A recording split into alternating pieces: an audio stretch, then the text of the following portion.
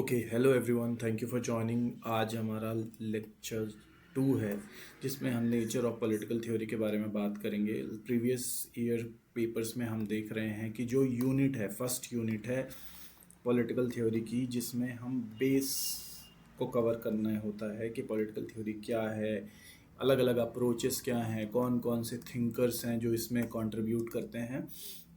इससे काफ़ी क्वेश्चंस बने हैं और हम जो ट्रेडिशनल मॉडर्न जो हमारा ट्रेडिशनल अप्रोच है, जो हम पढ़ते हैं कोचिंग सेंटर्स में, आप पढ़ते हैं अलग अलग बुक्स में पढ़ते हैं, उसमें ये वाला जो यूनिट है वो इतने अच्छे से कवर नहीं किया जाता। और हम इन माय अंडरस्टैंडिंग ये जो है तो बेस है। जब तक आप बेस अच्छे से नहीं क्लियर करेंगे तो ऊपर के कॉन्सेप्ट्स आपके इतने अच्छे नहीं बन पाएंगे। तो इसीलिए हमें इस पे जो है तो थोड़ा सा 2-4 लेक्चर लेने पड़ेंगे और इसमें हम अलग अलग थिंकर्स, उनके पर्सपेक्टिव के बारे में क्लैरिटी होना बहुत ही आवश्यक है। About me, my name is Sagar and मैं अभी यूजीसी नेट जेआरएफ क्वालिफाई करके एनआईटी भोपाल से पीएचडी कर रहा हूँ। एंड मेरा इस चैनल में कोशिश यही है कि मैं पॉलिटिकल साइंस, और जो कि as a stand alone subject है, वो नेट और यूपीएससी या जो भी कोई भी सब्जेक्ट इसमें जो भी एग्ज़ाम्स हैं उनके रिलेटेड मैं कंटेंट लेकर के आता रहूँगा। यहाँ पे आपको डेली एक क्लास मिल जाएगी पीएसआईआर की, और वीकली आपको एक करंट अफेयर की क्लास मिल जाएगी। तो करंट अफेयर में मेरा ये है कि पीएसआईआर के पर्सपेक्टिव से करंट अफेयर्स को समझना है, जिसमें इंटरनेशनल रिलेशंस और जो डोमेस्टिक पॉलिटिक्स का करंट अफेयर है ये बहुत ज़रूरी है। तो अगर आप नेट, सेट, असिस्टेंट प्रोफेसर या पीएसआईआर ऑप्शनल के लिए प्रिपेयर कर रहे हैं फॉर यूपीएससी, देन आप इस चैनल को जरूर ज्वाइन करिए। Give me a subscribe, it will help me immensely. So now we'll begin with the session. देखिए, लास्ट लेक्चर में हमने डिसाइड किया था, डिस्कस किया था कि पॉलिटिकल थ्योरी क्या है। हमने डिस्कस क्या किया था कि पॉलिटिकल थ्योरी क्या है। हमने डिस्कस किया था 3 मेन डिबेट्स क्या हैं। हमने उस 3 मेन डिबेट्स के, अगर आपने वो लेक्चर देखा होगा तो आपको पता चलेगा कि one is nature versus nurture, दूसरा है कंपटीशन वर्सेस कोऑपरेशन, तीसरा है इंडिविजुअल वर्सेस सोसाइटी। ठीक है, तो ये तीनों डिबेट्स जो हैं तो पीएसआईआर के बहुत इंपॉर्टेंट डिबेट्स में माने जाते हैं।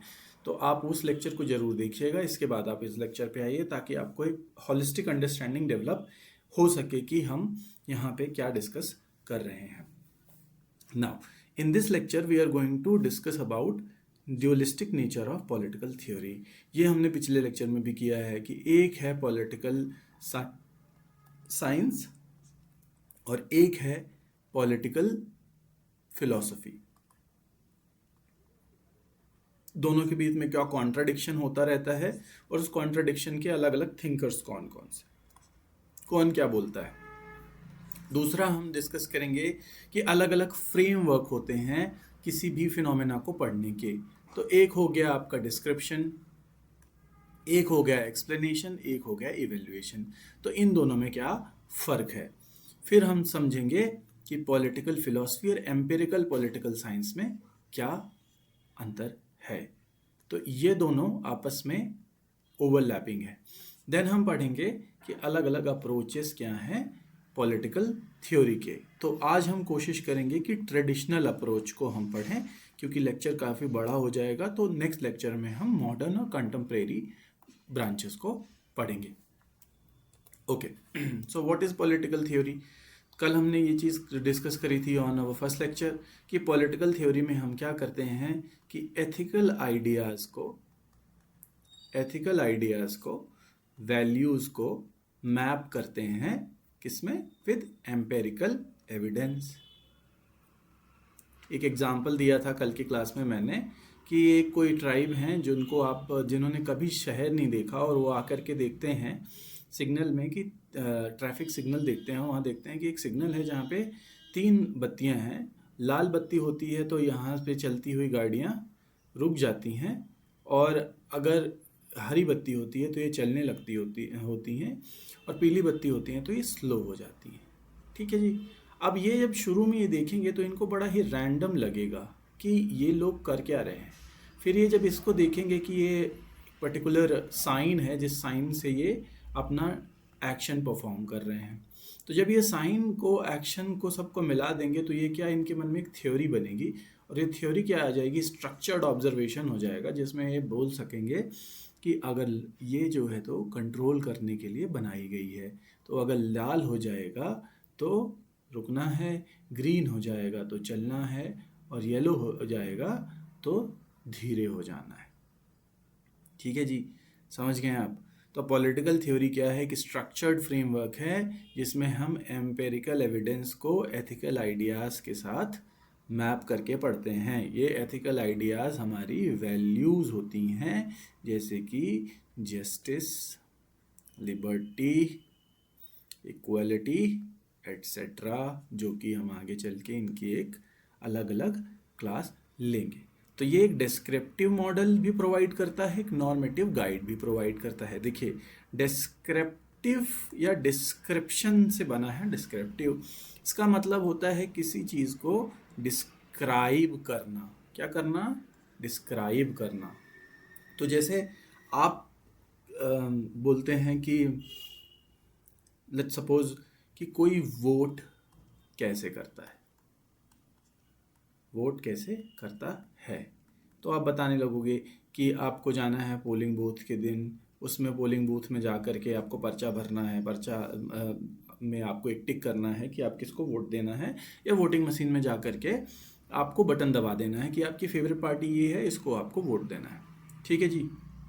तो इसमें क्या कर दिया आपने, इसमें आपने बता दिया कि क्या हो रहा है, लोग कैसे वोट कर रहे हैं। फिर अगर अब इसमें जाएं तो इसमें क्या होगा कि वोटिंग कैसी होनी चाहिए, तो आप इसमें क्या दे रहे हैं, एक डायरेक्शन दे रहे हैं। एक में आप एज इट इज़ बता रहे हैं, डिस्क्रिप्टिव हो गया वो, और नॉर्मेटिव में, नॉर्मेटिव जहाँ पे भी याद रखिएगा, नॉर्मेटिव में एक वर्ड है नॉर्म। नॉर्म का मतलब होता है वैल्यू या एक सॉर्ट ऑफ रूल। तो जब भी आप वैल्यू की बात करेंगे तो आप वहाँ पे नॉर्म की बात करेंगे। नॉर्मेटिव में ये हो जाएगा कि क्या होना चाहिए। ठीक है, एम्पेरिकल में क्या होगा, क्या हो रहा है, और नॉर्मेटिव में क्या होगा, क्या होना चाहिए। अब देखिए, पॉलिटिकल थ्योरी जो है वो कई अलग अलग चीज़ों से मिलके बनी है। तो वन इज़ रियलिटी, फैक्ट्स, जैसे कि अभी हम बात कर रहे थे, व्हाट इज़। दूसरा, क्या होना चाहिए, values, ideals, what ought to be, क्या होना चाहिए। तीसरा हम देखते हैं बिहेवियर। बिहेवियर किसका देखेंगे, वोटर्स, जो वोटर्स हैं, सिटीजन्स हैं, so their behaviour is one of the most important element. Next we are going to study institutions. तो इंस्टीट्यूशंस में आप स्टेट को पढ़ेंगे, स्टेट के अंदर सिविल सोसाइटी को पढ़ेंगे, सिविल सोसाइटी के अंदर आप उसके अलग अलग ऑर्गन्स हैं, लेजिस्लेटिव, एग्जीक्यूटिव, ठीक है, जुडिशरी, तो ये सारे ऑर्गन्स को भी हम पढ़ते हैं। नेक्स्ट है साइंस वर्सेस फिलॉसफी। बहुत इम्पॉर्टेंट डिबेट चलता रहता है कि पॉलिटिक्स इज साइंस और पॉलिटिक्स इज फिलॉसफी। पहले समझना जरूरी है कि साइंस और फिलॉसफी में अंतर क्या है। साइंस हमेशा एम्पेरिकल होती है। एम्पेरिकल अभी मैंने आपको बताया, फैक्ट बेस्ड। तो जब भी आप कोई ऑब्जर्वेशन करेंगे, उसको ऑब्जर्वेशन को नोट करके आप एक नंबर सिस्टम या उसको सिस्टमेटिकली, मैथमेटिकली मैप करेंगे, तो आपका क्या बनेगा, एक लॉज बनेंगे। जैसे लॉज ऑफ साइंस है, न्यूटन के 3 लॉज हैं, तो आपके ये जो है तो यूनिवर्सल लॉज होंगे। साइंस क्या बोलेगा कि जो भी आपके लॉज हैं, they are universally applicable, right. When they are universally applicable, that means they can be applied anywhere, right. तो थ्योरी ऑफ ग्रेविटी है, ये जनरली हर जगह ही अप्लाई होगी, ठीक है, और उसमें एप्लीकेशन डिपेंड करेगा कि आप किस सरफेस में हैं, बट जनरली वो क्या है, प्रिंसिपल सेम ही रहेगा, ठीक है। तो यहाँ पे पॉलिटिकल साइंस को जब हम साइंस बनाने की कोशिश कर रहे हैं तो हम ऑब्जर्वेबल पॉलिटिक्स पे फोकस करते हैं, एम्पिरिकल फैक्ट्स पे फोकस करते हैं, और इसमें हम क्या करते हैं, रिगरस एक्सप्लेनेशन करते हैं। हम क्वेश्चंस करते हैं कि व्हाट एक्चुअली एग्जिस्ट, क्या व्हाट रियली एग्जिस्ट। ठीक है, जब भी हम साइंस में देखते हैं तो हम क्या देखते हैं कि क्या चल रहा है, what is the particular phenomena, यही देखते हैं ना कि फिनोमेना क्या है, right. So that is where political become science, what is happening in the society, so give you the facts. इसके ठीक अपोजिट है पॉलिटिकल फिलॉसफी। पॉलिटिकल फिलॉसफी का काम क्या है कि ये जो नॉर्म्स हैं, जो वैल्यूज़ हैं, उनको क्रिटिक करता है। कैसे? जैसे लिबर्टी। तो लिबर्टी में कैसे आप देखेंगे कि liberty to what, to do what, कितनी लिबर्टी होनी चाहिए। क्या लिबर्टी को आप मैथमेटिकली मेज़र कर सकते हैं? नहीं, लिबर्टी को आप मेज़र कर सकते हैं only in terms of values. किस ग्रुप को कितनी लिबर्टी चाहिए, ये can not be dictated by another group, it cannot be dictated by any mathematical formula. So these are the realm of philosophy. Philosophy क्या है? Love of wisdom. Love of wisdom. Philosophy में we try to question the ultimate reality. क्या होना चाहिए, यहाँ पे deeper questions हम पूछते हैं कि क्या होना चाहिए। तो सर्टेन मोरल वैल्यूज के अराउंड हमारी थ्योरीज यहाँ पे सेंटर्ड होती हैं। ठीक है, अब यहाँ पे जब हम थ्योरी है जो पॉलिटिकल थ्योरी है, वो political science PS plus PP, political philosophy, दोनों को मिला करके बनती है। तो यहाँ पे हम rather than choosing a side, we try to synthesize, and when we synthesize we create a new kind of understanding, that is political theory.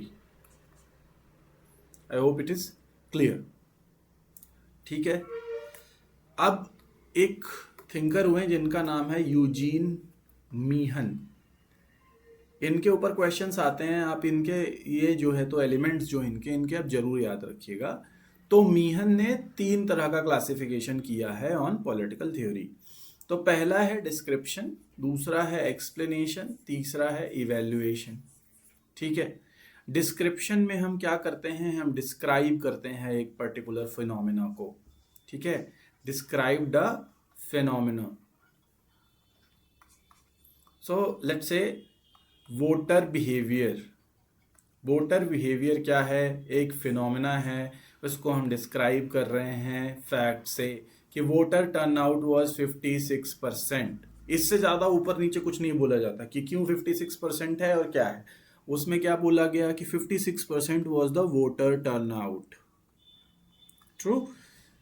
दूसरा क्या बोलते हैं ये कि हम फिर एक्सप्लेन करते हैं कि ये 56% वोटर टर्नआउट हुआ क्यों, what are the causes and mechanisms, कारण क्या है और क्यों है ऐसा कि सिर्फ 56% मतदान हुआ।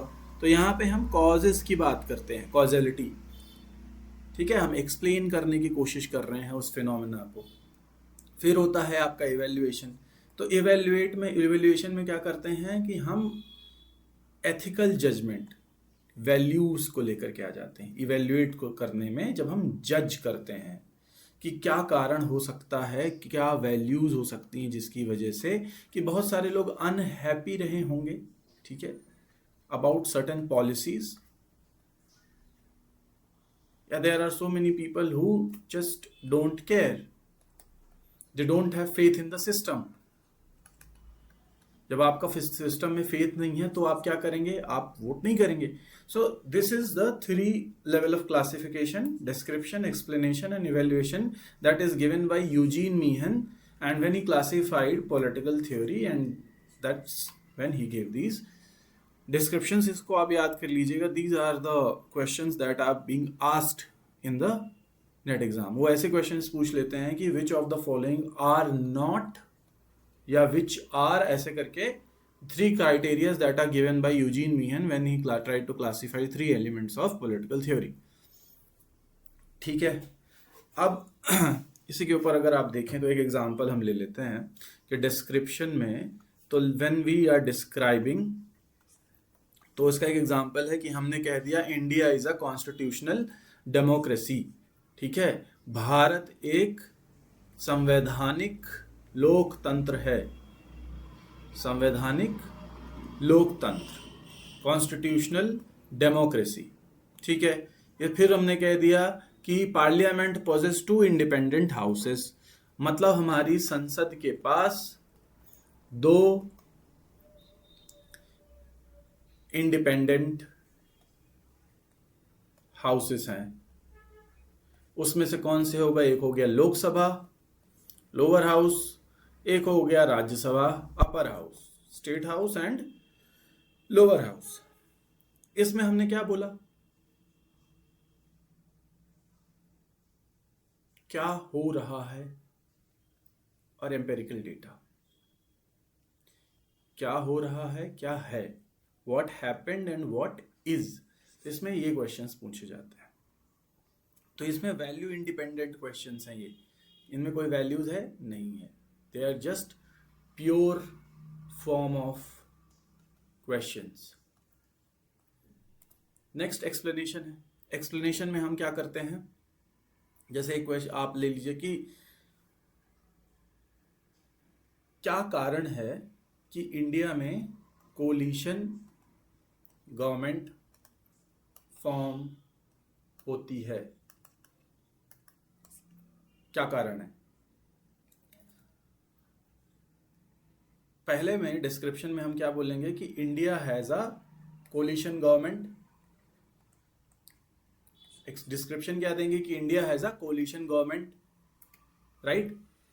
दूसरा क्या होगा कि अब हम जब एक्सप्लेनेशन में आएंगे कि क्या कारण है कि कोलिशन गवर्नमेंट का फॉर्मेशन होता है, तो अब इसमें आप कॉजेस बता दीजिए कि मल्टी पार्टी सिस्टम है, इलेक्टोरल रूल्स हैं, हंग असेंबलीज हैं। तो इसमें हम एब्सोल्युटली कॉज एंड इफेक्ट की बात करते हैं। किसकी बात करते हैं? कॉज एंड इफेक्ट की बात करते हैं। एक्सप्लेनेशन में वी ट्राई टू एक्सप्लेन, बोलते हैं ना घर में, एक्सप्लेन योर सेल्फ। नेक्स्ट है इवेल्युएशन। इवेल्युएशन में हम इवेल्युएट करते हैं, राइट, कि जो है जैसा है क्या ये जस्ट है, इसमें हम जज कर रहे हैं, क्या जस्ट है या अनजस्ट है, क्या ये सही है या क्या गलत है। सही और गलत के बारे में हम जब पता करते हैं, that when we are trying to evaluate particular thing, whether coalition government are good और बैड। जब हम क्वेश्चन पूछते हैं गुड और बैड का, तो हम इवेल्युएट कर रहे होते हैं, ठीक है। जैसे कि क्या मृत्युदंड या कैपिटल पनिशमेंट जस्टिफाइड है, इसमें आप क्वेश्चन कर रहे हैं अलग अलग चीज़ों के बारे में। इसमें हम justice, liberty, rights, human dignity, ठीक है, इन सब चीज़ों के बारे में हम एक मोरल कंपस लेकर के बात करते हैं, ठीक है। अब पॉलिटिकल थ्योरी के 3 फंक्शन क्या क्या हैं, इसके बारे में जल्दी से बात कर लेते हैं। पहला अभी हमने समझा एक्सप्लेनेशन ऑफ अ फिनोमेना, ठीक है। दूसरा क्रिटिक करना, पहले क्या करना कि लॉजिकली हमें बताना है कि पर्टिकुलर चीज़ हो क्यों रही है। जैसे कोलिशन गवर्नमेंट क्यों हो रही है, इसका हम प्रेडिक्ट कर सकते हैं वोटर बिहेवियर से, ठीक है। डेटा ले लिया हमने, स्टैट्स ले लिया और हमने देखा कि किस कॉन्स्टिट्यूएंसी में हम क्या कर रहे हैं। अच्छा, एक चीज़ आप बहुत इंपॉर्टेंट है, ये भी ध्यान रखिएगा कि स्टडी ऑफ इलेक्शंस का जो है स्टडी है, उसको बोलते हैं सीफोलॉजी। सीफोलॉजी, इसमें हम क्या करते हैं कि हम डेटा लेते हैं पास्ट इलेक्शंस का, and we try to study कि किस तरह का टर्न आउट रहा है, ट्रेंड रहा है, और जो ये आपके एग्जिट पोल्स वगैरह बनते हैं वो हम इसी से करते हैं। इसके लिए स्पेशलाइज्ड सॉफ्टवेयर्स भी हैं, ठीक है। दूसरा क्या काम है पॉलिटिकल फिलोसफी का? दूसरा काम है power imbalance, systematic injustice, outdated moral codes. हम क्वेश्चन करते हैं फ्रॉम द रूलिंग पार्टी और द गवर्नमेंट और द स्टेट और द सोसाइटी, ठीक है। तो जो ये प्रोटेस्ट वाले जो खड़े हो जाते हैं हर दूसरे दिन किसी न किसी को मुद्दे को लेकर के, so they are doing a very important job of criticising the government. Political philosophy का भी ये बहुत बड़ा इंपॉर्टेंट काम। तीसरा काम क्या है कि सिर्फ क्रिटिसिज्म नहीं देना है, हमें ये भी बताना है कि क्या होना चाहिए, ठीक है। What should be, what ought to be done, ठीक है। तो क्रिटिसिज्म के साथ साथ आपको बताना भी है। इसको बोलते हैं कंस्ट्रक्टिव क्रिटिसिज्म। क्या बोलते हैं? Constructive criticism. अब आपने इनके बारे में तो सुना होगा, राजीव भार्गव, अगर आप सब्जेक्ट के टच में हैं। इनकी एक बुक आती है पॉलिटिकल थ्योरी। देखिए, अगर आप अभी यूजी में हैं या आप अभी स्कूल में हैं, लेट्स सपोज आप 11th एंड 12th में हैं और you are not on a deadline, तो आई विल रिकमेंड कि आप इनकी बुक पॉलिटिकल थ्योरी जरूर पढ़ें। इनकी बुक है पॉलिटिकल थ्योरी। लेकिन if you are in a rush, आपको एग्ज़ाम क्लियर करना है, तो इस बुक को आप रहने दें, because this is a very lengthy book. इसकी लैंग्वेज थोड़ी सी डिफ़िकल्ट हो सकती है, तो आप इनकी बुक को रहने दें। अब ये इन्होंने क्या बोला है कि थ्योरी जो है तो मोरल रिफ्लेक्शन, एम्पिरिकल स्टडी और एथिक्स को कंबाइन करे। क्या बोला इन्होंने? Moral reflection, empirical study and ethics. ये कह रहे हैं कि इन तीनों चीज़ों को कंबाइन करना चाहिए किसके अंदर? पॉलिटिकल थ्योरी के अंदर, ठीक है जी।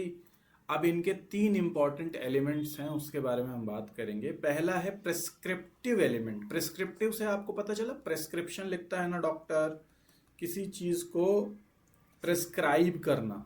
तो प्रेस्क्राइब में क्या करते हैं हम? क्या प्रेस्क्राइब करेगा डॉक्टर? सजेशन, सॉल्यूशंस, ठीक है, सॉल्यूशंस जिससे आप ठीक हो जाओ, दवाइयाँ लिखेगा, तो वो हो गया प्रेस्क्रिप्टिव एलिमेंट। दूसरा हो गया नॉर्मेटिव एलिमेंट। मैंने अभी आपको बताया था, नॉर्म जहाँ आते हैं उसका मतलब होता है वैल्यूज़। तो इसमें हम क्या करेंगे? मोरल वैल्यूज़ को, मॉडल्स को, इनको हम जज करेंगे। इसमें कौन कौन सी वैल्यूज़ आ गई? अभी हमने देखा कि इसमें आ गया जस्टिस, लिबर्टी, राइट्स, फ्रीडम, ठीक है जी। लिबर्टी और फ्रीडम एक भी है और अलग अलग भी है, हम आगे डिस्कस करेंगे। फिर एथिकल एलिमेंट्स आ गए कि क्या प्रिंसिपल्स हमें अप्लाई करने चाहिए व्हेन वी आर एक्टिंग। तो जैसे हमें प्रिंसिपल क्या अपनाना चाहिए कि हमें जो है तो लेट्स सपोज ऑनेस्ट रहना है, ठीक है, हमें करप्ट नहीं होना है, ठीक है, हमें फेवर नहीं लेना है किसी का। दीज आर द प्रिंसिपल्स जो हमें अप्लाई करना चाहिए। नेक्स्ट हमारे थिंकर हैं जिनका नाम है David Easton. David Easton is the father of behaviouralism in political science. Father of behaviouralism in political science. 1960s में इन्होंने जो है तो पॉलिटिकल थ्योरी या पॉलिटिकल फिलॉसफी को इन्होंने साइंस बनाने की कोशिश करी, पीएस बनाने की कोशिश करी। इन्होंने बोला कि political theory values, means and ends को कंबाइन करे, और इन्होंने एक थ्योरी बनाई जिसका नाम है सिस्टम्स थ्योरी। ये जो है तो पॉलिटिकल एनवायरनमेंट को ये सिस्टम बोलते थे। किसको? नेशन आप समझ लीजिए या एक कंट्री समझ लीजिए, इसको ये क्या बोलते थे कि एक सिस्टम है, सिस्टम है, एंड सिस्टम के अंदर जो है तो अलग अलग ऑर्गन्स होते हैं, एनवायरनमेंट होता है जिससे सिस्टम इंटरैक्ट करता है और उसको अफेक्ट करता है। जब हम बिहेवियरलिज्म पढ़ेंगे तो we are going to study Easton का फ्रेमवर्क कि डेविड ईस्टन क्या बोलते हैं। अब देखिए ये क्या कहते हैं, वैल्यूज, मीन्स और गोल्स, ये बहुत ज़रूरी है। वैल्यूज होनी चाहिए as a means to achieve our goals. क्या वैल्यूज होनी चाहिए as a means to achieve our goals. तो जैसे जस्टिस है, आपको एक सोसाइटी बनानी है, तो सोसाइटी में जस्टिस आपका मीन्स होना चाहिए to achieve a just society. ठीक है, तो ये क्या बोलते हैं कि वैल्यू ओरिएंटेड और कॉजल, ये एक्सप्लेनेटरी और इवेल्यूटिव दोनों को जोड़ देते हैं। ठीक है, ओके, आई होप इतना आपको भी समझ में आ रहा होगा। अगर समझ में आ रहा है तो please give me a thumbs up and do subscribe to this channel. I really work hard to make these videos and these are for you. Next, types of political theory. तो पॉलिटिकल थ्योरी जो है तो तीन तरह के आप देख सकते हैं। ट्रेडिशनल पूरी फोकस किस में थी, मोरल फिलॉसफी में। ठीक है, मोरल फिलॉसफी में वो क्वेश्चंस क्या पूछते थे, क्या होना चाहिए। फिर मॉडर्न में क्या है, और अब कॉन्टेम्परेरी जो अभी चल रहा है उसमें क्या है, क्या होना चाहिए। ठीक है, तो अब इसमें इन्होंने पहले सिर्फ वैल्यूज पे बात करी, फिर इन्होंने बोला कि सिर्फ क्वांटिटेटिव और डेटा पे बात करी। इन्होंने कहा दोनों मिला करके ये बताओ कि रियल वर्ल्ड प्रॉब्लम को चेंज कैसे करें। इनको बोला जाता था कि ये आइवरी टावर में बैठे हैं, इनको बोला जाता था कि इनका ग्राउंड कुछ ज़्यादा ही ग्राउंड से इनका लगाव हो गया। तो इन्होंने कहा इन दोनों को मिला करके एक तीसरा कॉन्टेम्परेरी थिंकिंग बना दी जाए। ट्रेडिशनल पॉलिटिकल थ्योरी जो है तो इसमें एथिक्स के बारे में जनरली बात होती है। इसके मेथड्स होते हैं speculative, deductive and qualitative reasoning. Method इसमें बहुत जल्दी समझ लीजिए, इंडक्टिव और डिडक्टिव दो तरह के मेथड होते हैं। ठीक है, एक इंडक्टिव मेथड हो गया, एक हो गया डिडक्टिव मेथड। इंडक्टिव में हम क्या करते हैं, जनरल फिनोमेना को देखते हैं और उस पर स्पेसिफिक फिनोमेना में जाते हैं। जैसे कि आपने देखा कि अ बैट इज ब्लैक, एक चमगादड़ है वो काला है। ठीक है, बी इज अ बैट, तो आप क्या अज्यूम करोगे कि ऑल बैट्स आर ब्लैक। ठीक है, इसमें आपने क्या किया कि पहले आपने देखा कि एक चमगादड़ काला है, दूसरा चमगादड़ जो है तो वो काला है, तो सारे चमगादड़ क्या होंगे, काले होंगे। ठीक है, इसी का ठीक उल्टा आप ले लीजिए स्पेसिफिक से जनरल, ये हो जाएगा deductive. B is a bat who is black. ठीक है, A is also a bat, तो इससे क्या बोल दोगे आप कि ऑल बैट्स आर ब्लैक। यह हो गया डिडक्टिव रीजनिंग। ठीक है,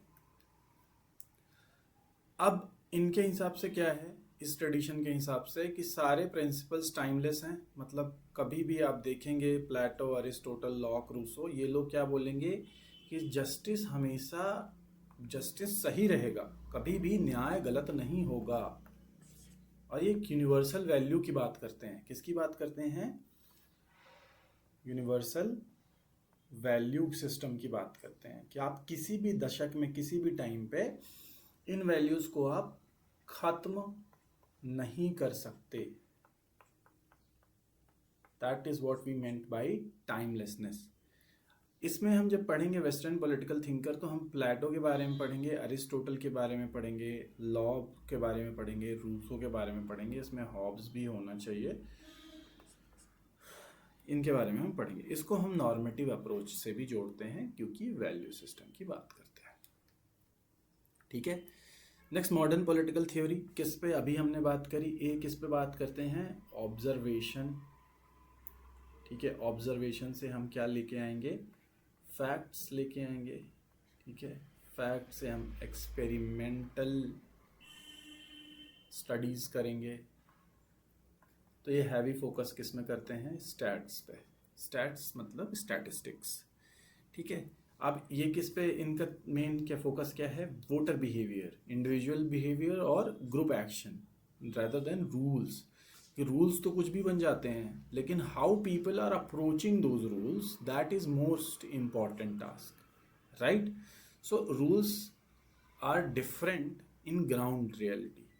सो दे वांट टू स्टडी कि बिहेवियरल एस्पेक्ट क्या है इंडिविजुअल का और ग्रुप एक्शन का। कि एक इंडिविजुअल लेट सपोज अलग तरह से बिहेव करता है जब वो अकेला होता है, और वही इंडिविजुअल जो बहुत सारे लोगों के साथ चला जाता है तो उसका बिहेवियर बदल जाता है, ठीक है। दूसरा ये क्या बोलते हैं कि वैल्यूज को साइड में रखें, नहीं तो हम बायस्ड हो जाएंगे। क्या बोलते हैं, वैल्यूज को साइड में रखना चाहिए। कैसे, अब इसका आप एग्जांपल लीजिए, बायस कहाँ पे आता है। Justice for me is different than justice for you, ठीक है। Let suppose you have one person who is very rich, is a bourgeois, one person who is very poor. Justice में रिच बोलेगा कि न्याय यही है समाज का कि फ्री मार्केट होना चाहिए, ठीक है, और प्रॉपर्टी का राइट होना चाहिए, क्योंकि उसके पास प्रॉपर्टी है तो यही बोलेगा कि प्रॉपर्टी का राइट होना चाहिए, वो बायसनेस हो जाएगी उसकी। पुअर क्या बोलेगा कि फ्री मार्केट में हमें क्या है, हम तो लेबर बन के जी रहे हैं, हमारे पास तो कुछ है नहीं, और ये राइट टू प्रॉपर्टी खत्म कर दो, प्रॉपर्टी को ऐसे डिस्ट्रीब्यूट कर दो कि हमें भी कुछ मिल जाए जीने खाने के लिए, ठीक है। तो यहाँ पे इसका भी बायस हो गया। तो अब यहाँ पे है क्या, ये क्या कहते हैं कि ये वैल्यू सिस्टम को आप नकार दीजिए, पहले आप स्टैट्स देखिए और इसके बाद डिसीजंस लीजिए। तो ये किस पे, ऑब्जर्वेशन वेरीफाइबल एक्सपेरिमेंट्स पे रिलाई करते हैं, ठीक है। और ये इंडिविजुअल ग्रुप को स्टडी करते हैं, बायस को हटाने की कोशिश करते हैं, सैंपल चार्ट, स्टैट्स, टेबल्स, ये सारी चीज़ें। दैट इज़ वाई ये इन्होंने पॉलिटिक्स को साइंस बना दिया था। इसमें थिंकर्स कौन है, David Easton, Robert Dahl, Harold Lasswell, ठीक है। जब भी आप वैल्यू न्यूट्रलिटी, एम्पिरिसिज्म, क्वांटिफिकेशन का बात करेंगे तो आप ध्यान में रखिएगा कि इन थिंकर्स का नाम आएगा। और भी थिंकर्स हैं, these are the main thinkers जो मॉडर्न बिहेवियरलिस्ट बोले जाते हैं। बिहेवियरलिस्ट कहाँ से आया, क्योंकि because we are studying human behaviour.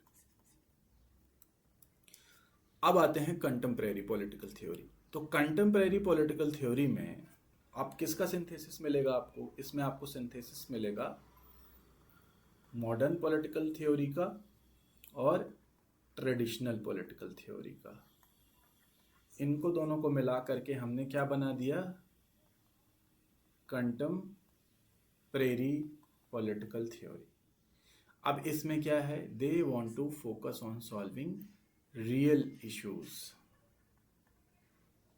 मसलों को हल करने का क्या तरीका हो सकता है। तो रॉ फैक्ट्स और क्लियर वैल्यू गोल्स, कि अगर समाज में रिडिस्ट्रीब्यूशन ऑफ वेल्थ करना है, रिडिस्ट्रीब्यूशन ऑफ वेल्थ करना है, तो पहले आपको चाहिए कि डिस्ट्रीब्यूशन वेल्थ क्या है, आपका गोल हो गया। और इसके लिए फिर आपको क्या चाहिए, नंबर्स। फिर आप सर्वे करेंगे ना, बहुत सारी चीज़ें करेंगे, तो इसमें रॉ फैक्ट्स और वैल्यू गोल्स को मिला के किया जाता है। तो इसमें डिसीजंस और आउटकम्स डायरेक्टली हम इनकॉर्पोरेट करके चलते हैं, ठीक है। तो प्रैक्टिकल रिसर्च की बात होती है, किसकी बात होती है, प्रैक्टिकल रिसर्च। जब भी आप पीएचडी के लिए जाएंगे तो आपको बोला यही जाएगा कि आपकी जो रिसर्च है वो समाज को कैसे कंट्रीब्यूट कर रही है, how your research is contributing to society। इसमें जॉन रॉल्स का नाम आता है, जिन्होंने अ थ्योरी ऑफ जस्टिस नाम की बुक लिखी 1973 में, और इन्होंने पूरा कॉन्सेप्ट ही चेंज कर दिया। फिर इसमें राजीव भार्गव हमारे इंडिया के हैं, उनका नाम आता है, अभी मैंने उनकी बुक के बारे में बताया। भिखु पारेख मल्टीकल्चरिस्ट के एक बहुत बड़े थिंकर हैं, इनका भी नाम आता है, ठीक है जी। अब ये एक चार्ट है, ये आप अपना वीडियो पॉज करके देख सकते हैं। अगर कोई डाउट होता है तो आप कमेंट बॉक्स में ज़रूर लिख के बताएं, I will personally resolve your doubts. अब आपको थिंकर्स को याद रखना है, कुछ थिंकर्स को। उसमें पहला को ट्रायडिक फ्रेमवर्क, 3 तरह का जो फ्रेमवर्क यूजीन मीहन ने दिया, डिस्क्रिप्शन, एक्सप्लेनेशन, इवैल्यूएशन, इनको याद रखिएगा। डेविड ईस्टन ने वैल्यूज मीन्स एंड एंड्स का कॉन्सेप्ट दिया और इन्होंने सिस्टम थ्योरी को वो किया। इसके बाद ये फादर ऑफ बिहेवियरलिज्म भी बोले जाते हैं।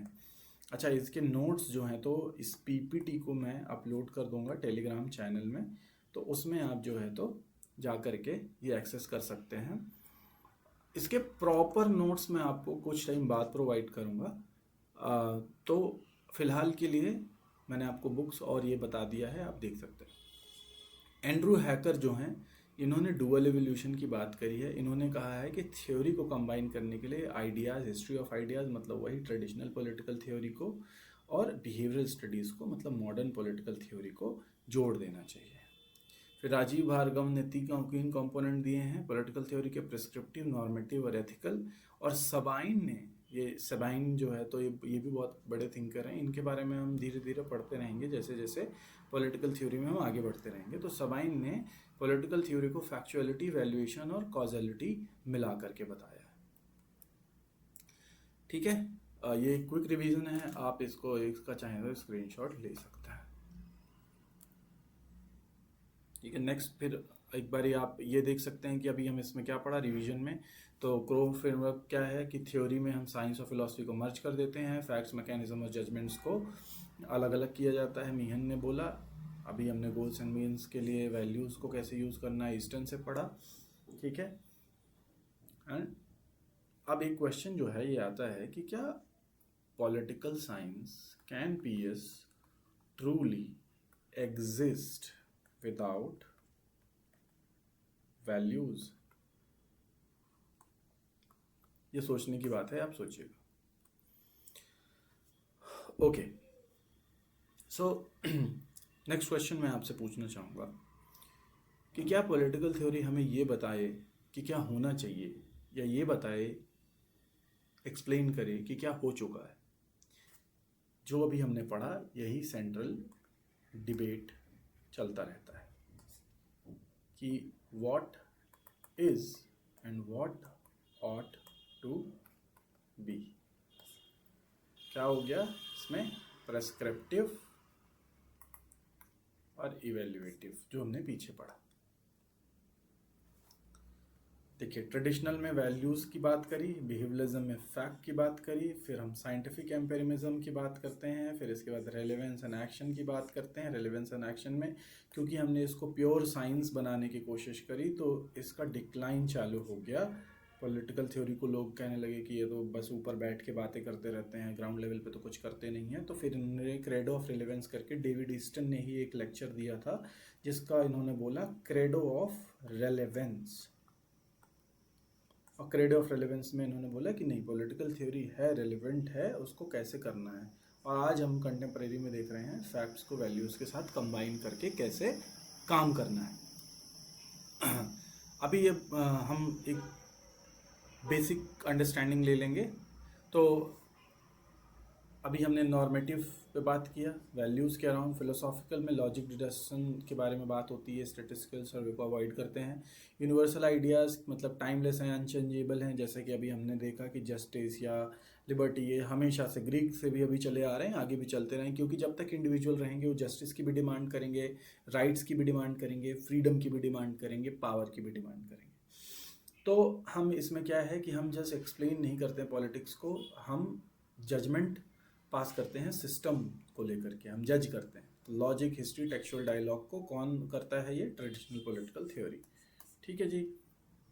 व्हाट ऑट टू बी, इसके थिंकर्स देख लीजिएगा आप। इन ये सारे थिंकर्स हम वेस्टर्न पॉलिटिकल थिंकर्स की सीरीज़ में हम डिटेल में पढ़ेंगे, तो अभी आपको परेशान होने की ज़रूरत नहीं है। इसके थिंकर्स को हम बहुत बढ़िया तरीके से पढ़ेंगे कि आपको याद हो जाएगा। तो प्लेटो जो है तो ये आइडियल स्टेट एंड जस्टिस पे इन्होंने बहुत सारी बुक्स लिखी हैं। इनकी रिपब्लिक बुक जो है तो बहुत फेमस है। इनको फादर ऑफ पॉलिटिकल फिलॉसफी कहा जाता है। क्या बोला जाता है? फादर ऑफ पॉलिटिकल फिलॉसफी, याद रखिएगा। एरिस्टोटल को क्या बोलते हैं? फादर ऑफ पॉलिटिकल साइंस बोलते हैं। ये क्वेश्चन हमेशा ही पूछते हैं ये लोग। तो पॉलिटिकल फिलॉसफी अगेन क्या है फिलॉसफी में, what ought to be, political science में व्हाट इज।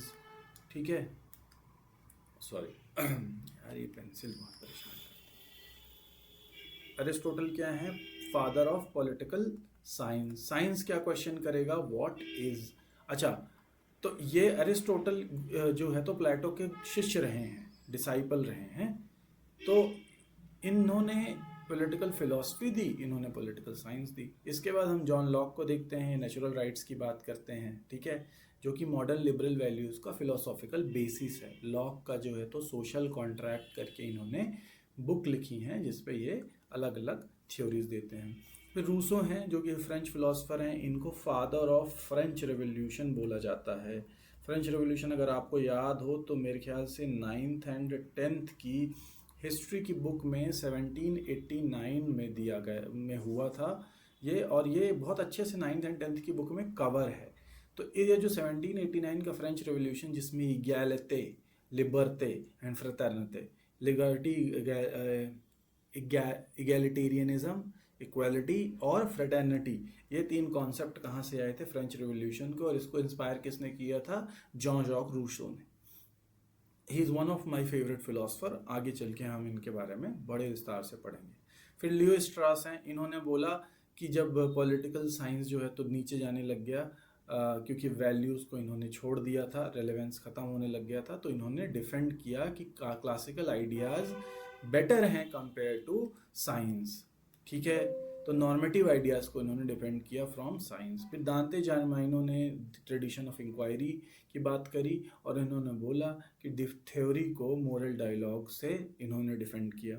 तो ये एक क्वेश्चन ऐसे चलता आ रहा है। इन्होंने फिलॉसफी दी, इन्होंने साइंस बताया, इन्होंने अलग अलग वैल्यू सिस्टम को दिया। ठीक है, इनके हिसाब से प्रॉपर्टी और फ्रीडम बहुत ज़रूरी है। इन्होंने सॉवरेनिटी और इंडिविजुअल विल की बात करी। इन्होंने बोला कि आइडियाज़ बेटर हैं compare to science, political ideas को रखने चाहिए, साइंस ज़्यादा फोकस नहीं करना चाहिए। और इन्होंने कहा कि सिर्फ आइडियाज़ से कुछ नहीं होगा, हमें साइंस को भी उसमें इंक्लूड करना पड़ेगा, और इन्होंने पॉलिटिकल थ्योरी को डिफेंड किया। ठीक है, अच्छा, जब भी डिफेंडर्स ऑफ पॉलिटिकल ट्रेडिशन या क्लासिकल ट्रेडिशन की बात हो तो आप लियो स्ट्रास, दांते जार्माइनो को जरूर देखिएगा, क्योंकि ये क्वेश्चंस बनते रहते हैं। ठीक है, आई होप लेक्चर बोरिंग नहीं हो रहा होगा, आपको सही लग रहा होगा। अगर आपको कोई भी प्रॉब्लम आती है या आपको लगता है कि रेपिटेटिव और समथिंग लाइक दैट, तो आप इसको कमेंट में ज़रूर लिखिएगा। मेरी कोशिश ये है कि आपको ये जो भी बेसिक कॉन्सेप्ट हैं अगर अच्छे से समझ में आ जाएंगे तो जो बड़े कॉन्सेप्ट्स हैं उनमें आपको प्रॉब्लम नहीं होगी। ठीक है, तो अब मॉडर्न पॉलिटिकल थ्योरी में हम देखते हैं कि जैसा मैंने आपको बता चुका है कि साइंस को बनाने की कोशिश करते हैं, तो वैल्यू न्यूट्रलिटी की बात होगी, बिहेवियर को देखेंगे और बताएंगे कि क्या है रेदर देन क्या होना चाहिए। इसके थिंकर्स को आप देख लीजिए। तो सबसे पहले जो थिंकर हैं डेविड ईस्टन, इनको फादर ऑफ बिहेवियरिज्म बोला जाता है। फिर एम्पेरिकल डेमोक्रेसी में आप रॉबर्ट टेल को देख लीजिए, इन्होंने पावर स्ट्रक्चर को पॉलीआर्की के थ्रू डिफेंड किया है। पॉलीआर्की, देखिए पॉलीआर्की में ये क्या बोलते हैं कि जो पावर है, पावर अलग अलग ग्रुप्स पे बटी हुई है। ठीक है, तो कोई एक ग्रुप के पास पावर नहीं है।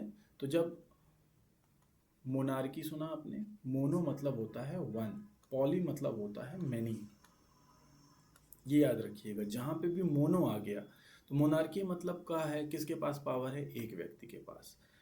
पोलैरिकी मतलब क्या हो गया, पॉलीआर्की मतलब एक से ज़्यादा। तो इन्होंने क्या दिया है, कॉन्सेप्ट ऑफ पॉलीआर्की। फिर लास्वेल को देख लीजिए, हमने कल भी बात करी थी। लास्वेल क्या बोलते हैं, पॉलिटिक्स है who gets what when and how, किसको क्या कब कैसे मिलता है। इसमें एक और भी चीज़ ऐड कर दीजिएगा, क्यों। तो लास्वेल बताता है कि पॉलिटिक्स क्या है, तो इन्होंने पावर एनालिसिस किया है। एल्बेंट ने क्या दिया है, स्ट्रक्चरल एंड फंक्शनल अप्रोच दिया है। आपको ये सारे थिंकर्स मैं अगेन बता रहा हूँ, बाद में पढ़ने को मिलेंगे, छोटी सी अंडरस्टैंडिंग यहाँ से ले लीजिएगा। तो एल्बेंट ने स्ट्रक्चरल फंक्शनल अप्रोच दिया है, जिसमें बताते हैं कि स्ट्रक्चर क्या है एक पर्टिकुलर सिस्टम का और फंक्शन क्या है।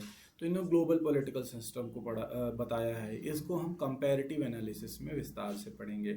फिर आते हैं हर्बर्ट साइमन। तो हर्बर्ट साइमन ने बाउंडेड रेशनैलिटी का मॉडल दिया है एक पर्टिकुलर सिस्टम में। फिर अर्नोल्ड ब्रख्त आते हैं जो कि बोलते हैं कि वैल्यू रिलेटिविज्म क्या है। तो इन्होंने वैल्यूज़ को रिलेटिव तरीके से बताया है कि फॉर एग्जांपल हर वैल्यू उस तरह से नहीं हो सकती। तो जैसे फ्रीडम का सबसे ज़्यादा महत्व कहाँ दिया जाता है, वेस्ट में। बट लेट सपोज हमारे ईस्टर्न एशियन नेशन में या वेस्टर्न एशियन नेशन में concept of discipline is much important than concept of freedom. ठीक है, तो ये दोनों चीज़ें आप समझ लीजिएगा। ये एक आप इनका कंपैरिजन है जिसका आप स्क्रीनशॉट ले सकते हैं। ठीक है, अब साइंटिफिक वैल्यू रिलेटिविज्म। तो ब्रेख्त, जो अर्नोल्ड ब्रेख्त ने, उन्होंने क्या बोला कि साइंस हर मोरल गोल को वैलिडेट नहीं कर सकती है। इसको आइडेंटिफाई करना है best means to reach something.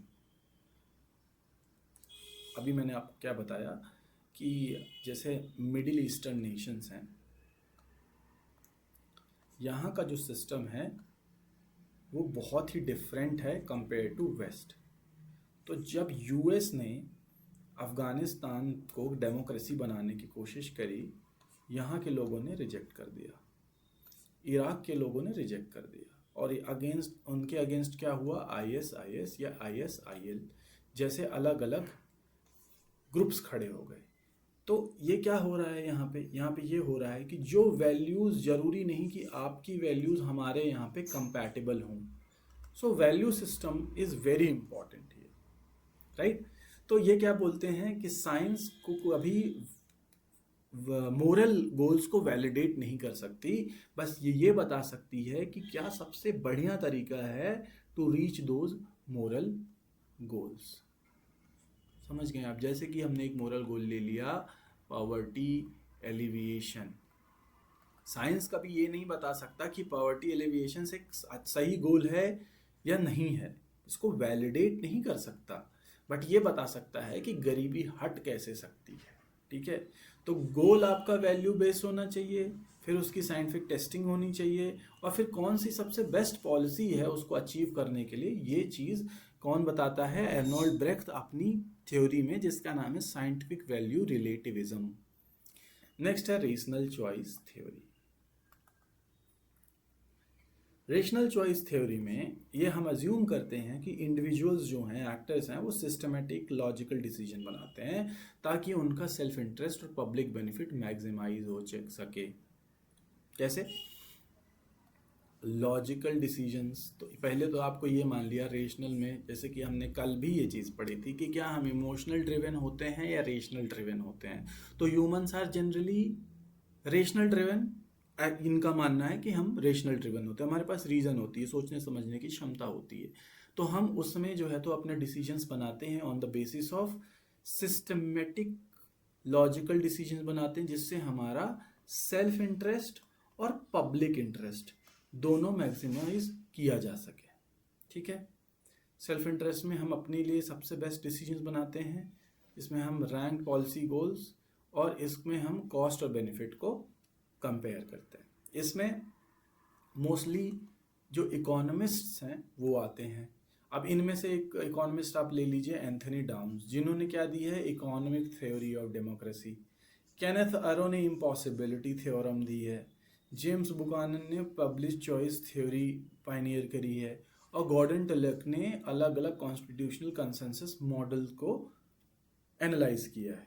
Constitutional consensus model में कंसेंशुअली सब लोग मिल करके कैसे डिसीजंस बनाते हैं। ठीक है, अब एक बारी हम समरी देख लेते हैं। Traditional philosophy ought to be, modern philosophy what is, scientific relativism में वैल्यूज़ को जो है तो गोल नहीं हो सकते, साइंस हमेशा मीन्स बना सकती है। तो आप चूज़ करेंगे गोल्स क्या है, वैल्यूज़ क्या है, कौन सी वैल्यू आपका गोल है, और साइंस उसका मीन्स बता देगी उसको कैसे वो करना है। रेशनल चॉइस में आप सेल्फ इंटरेस्ट जो है तो मैक्सिमाइज करने की कोशिश करते हैं। यहाँ पे क्वेश्चन है जो कि आप नेक्स्ट सेशन में हम इसको आंसर करेंगे कि can political science ever be value free. ठीक है, आई होप आपको ये लेसन समझ में आया हो। अगर आया होगा तो please give me a thumbs up and subscribe to the channel. And tomorrow we will have more lectures that will be coming up. So thank you for joining and good luck.